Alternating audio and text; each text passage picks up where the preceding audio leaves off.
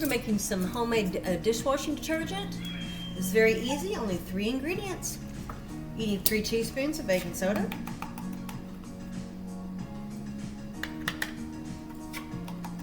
This is so fast and so easy.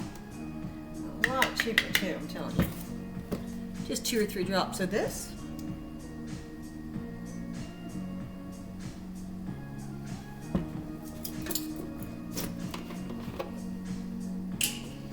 You need like maybe 1 or 2 tablespoons of distilled white vinegar. You'll see a reaction here. It's really cool. Look at that bubble over.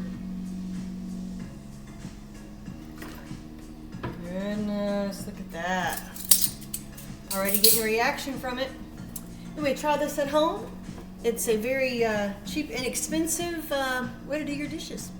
Hope you enjoy. Please subscribe, like, and hit that notification button. Thank you. Enjoy.